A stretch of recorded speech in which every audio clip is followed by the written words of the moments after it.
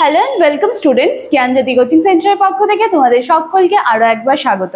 আজকে আমাদের আলোচনার বিষয় হচ্ছে শিক্ষা ও দর্শনের মধ্যে সম্পর্ক। ঠিক আছে, এটা কিন্তু তোমরা পার্ট 1 এর ক্লাস হিসেবে পাবে এবং এই শিক্ষা দর্শনের মধ্যে যে সম্পর্ক, এই যে টপিকটা তোমাদের সিলেবাসে প্রোভাইড করা হয়েছে, এটার উপর কিন্তু মোটামুটি 3 থেকে 4টা ক্লাস কিন্তু হয়ে যাবে। ঠিক আছে, তো আজকে যে ক্লাসটা সেটা হচ্ছে একদম পার্ট 1 এর ক্লাস হিসেবে তোমরা দেখবে। আজকের আলোচনার বিষয় আছে, ক্লাস শুরু করার আগে আমি একটু তোমাদের বলে নিতে চাই, তোমরা যদি আমাদের জ্ঞানজ্যোতি কোচিং সেন্টারের সাথে যুক্ত হতে চাও, মানে তোমরা যদি ইচ্ছুক হও আমাদের সাথে জুড়তে, আমাদের আরো যারা স্যার ম্যামরা রয়েছেন তাদের কাছে পড়তে, তার জন্য কিন্তু তোমাদের সকলকে ওয়েলকাম।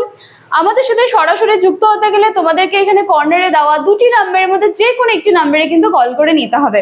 এই নাম্বার দুটি হলো আমাদের জ্ঞানজ্যোতি কোচিং সেন্টারের অফিসিয়াল হেল্পলাইন নাম্বার। এই নাম্বারে কল করলে তোমরা তোমাদের কোর্স ফি নিয়ে যা কনফিউশন আছে বা সাবজেক্টস নিয়ে অনেক রকমের প্রবলেম কিন্তু এখনো আছে, তো সমস্তটাই কিন্তু তোমরা এখানে ফুলফিল করে নিতে পারবে। এবং আমাদের জ্ঞানজ্যোতি কোচিং সেন্টারে স্পেশালি ফার্স্ট সেমিস্টারের জন্য অনেক দিন আগের থেকেই কিন্তু অ্যাডমিশন শুরু হয়ে গিয়েছে, এখনো চলছে। তো যদি তোমরা ইচ্ছুক হও তাহলে আর দেরি না করে ঝটপট আমাদের সাথে যুক্ত হয়ে যেতে পারো।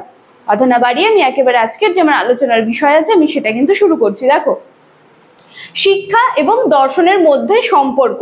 আচ্ছা, এই যে শিক্ষা এবং দর্শন মানে এডুকেশন এবং ফিলসফি, এরা মানে এই যে শিক্ষা এবং দর্শন এই যে বিষয়টা, এটাকে যদি দেখতে হয় তাহলে আপাত দৃষ্টিতে কিন্তু শিক্ষা এবং দর্শন একে অপরকে বা পরস্পরকে কিন্তু প্রভাবিত করে এবং একে অপরকে কিন্তু সমৃদ্ধশালী করে তোলে।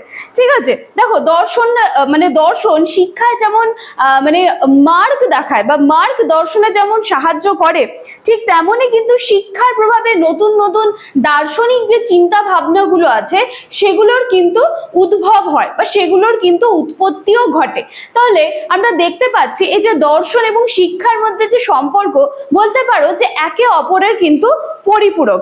ঠিক আছে, আচ্ছা এবারে দেখো শিক্ষার উপর দর্শনের প্রভাব, মানে মেইন তোমাদের টপিক হচ্ছে এইটা আলোচনার বিষয় এবং এটার মধ্যে আবার চলে আসলো শিক্ষার উপরে দর্শনের কি কি প্রভাব। ঠিক আছে, এরপরে যখন আমরা আরো ক্লাসটা আমাদের এগোবে তখন আমরা দেখবো যে দর্শনের উপর শিক্ষার কি প্রভাব। আজকে শিক্ষার উপর দর্শনের কি প্রভাব সেইটা কিন্তু আজকে আমরা আলোচনা করব। দেখো, দর্শন হচ্ছে কিন্তু একটা শিক্ষার গুরুত্বপূর্ণ ভিত্তি। ঠিক আছে, এবার শিক্ষায় দেখো পাঠ্যক্রম থাকে, এবার পুরো শিক্ষা ব্যবস্থা থাকে বা শিক্ষার একটা লক্ষ্য থাকে। এই সমস্ত দিকগুলো যে শিক্ষার থাকে, তো সমস্ত দিকটাই কিন্তু বা এই যে সমস্ত দিকের যে বিষয়বস্তুগুলো, এই দিকগুলো কিন্তু কোথাও না কোথাও দর্শন আমাদেরকে ঠিক করে দেয়। ঠিক আছে, যেমন দেখো এখানে বলা হয়েছে যে নির্ধারিত লক্ষ্যের যথার্থতা নির্ণয়, পাঠ্যক্রম রচনা, শিক্ষা পদ্ধতির নির্ধারণ, পাঠ্য বই নির্বাচন, শৃঙ্খলা পদ্ধতি নিরূপণ, শিক্ষকের ভূমিকা নির্ধারণ, এই সমস্ত ব্যাপারে কিন্তু দর্শন শিক্ষাকে কিন্তু প্রভাবিত করে। ঠিক আছে, তাহলে আমরা দেখতে পাচ্ছি যে শিক্ষার উপর দর্শনের প্রভাবটা কতখানি, যে শিক্ষার যে পুরো মানে কি বলবো যে পুরো কাঠামোটা, ঠিক আছে, সেইখানে আমরা কোথাও না কোথাও দেখতে পাচ্ছি যে দর্শন কিন্তু পুরো ব্যাপারটাকে একটা কিন্তু বা পুরো ব্যাপারে কিন্তু দর্শন নিজের একটা প্রভাব বা দর্শন নিজের একটা ছাপ কিন্তু ছেড়ে যাচ্ছে। ঠিক আছে, আচ্ছা এরপরে দেখো কি বলা হচ্ছে, আমি যদি শিক্ষার লক্ষ্যটা একটু আলোচনা করি তাহলে আমরা দেখতে পাবো যে কোনো যে শিক্ষা ব্যবস্থা, ঠিক আছে, তার একটা লক্ষ্য থাকে এবং সেই যে লক্ষ্য সেইটাকে কেন্দ্র করে কিন্তু যাবতীয় কাঠামো বলো বা যাবতীয় শিক্ষা ব্যবস্থা বলো সমস্তটাই কিন্তু পরিচালনা করা হয়ে থাকে। এবং যেই সমস্ত বিষয় শিক্ষার লক্ষ্য নির্ধারণে সাহায্য করে তাদের মধ্যে অন্যতম হচ্ছে কিন্তু দর্শন। আমি প্রথমেই বললাম যে শিক্ষার অনেকগুলো কাঠামো রয়েছে যেগুলোকে কোথাও না কোথাও দর্শন কিন্তু প্রভাবিত করে। তো এবারে শিক্ষার লক্ষ্য যদি আমি আলোচনা করতে যাই তাহলে আমি দেখতে পাচ্ছি যে শিক্ষার অনেকগুলোই লক্ষ্য রয়েছে এবং সেইটাকে ঠিকঠাক মতো পর্যালোচনা করার জন্য বা পর্যালোচনা বললে ভুল হবে, পরিচালনা ওয়ার্ডটা ঠিক হবে। তো সেইটাকে ঠিকঠাক মতো পরিচালনা করতে গেলে কিন্তু দর্শনের একটা প্রভাব রয়েছে। এবার দর্শন ভেদে এই লক্ষ্যগুলো কিন্তু আবার আমরা মানে বিভিন্ন ধরনের দর্শন ভেদে আমরা কিন্তু এই লক্ষ্যগুলোর আবার অনেকগুলো মানে ধরন দেখতে পাচ্ছি। দেখো আমি একটু এখানে লেখার চেষ্টা করেছি, দর্শন ভেদে শিক্ষার লক্ষ্য। তার মানে যখন আমরা ভাববাদে আসবো তখন আমরা দেখবো যে আধ্যাত্মিক বিকাশ, আত্ম উপলব্ধি বা মোক্ষ লাভ এগুলো কিন্তু হয়ে যাচ্ছে তখন তার লক্ষ্য। সেটা কোন ক্ষেত্রে?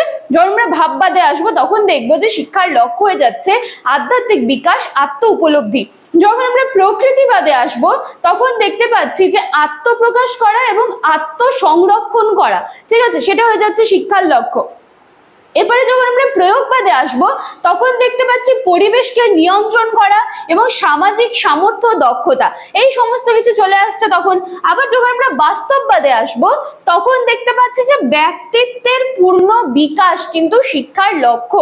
এবং 5 নম্বরে যখন আমরা মার্ক্সবাদে চলে আসবো, মার্ক্সবাদে, তখন আমরা দেখবো যে শ্রেণীহীন শোষণহীন সমাজ গড়ে তোলাই কিন্তু হচ্ছে শিক্ষার লক্ষ্য হয়ে দাঁড়াবে।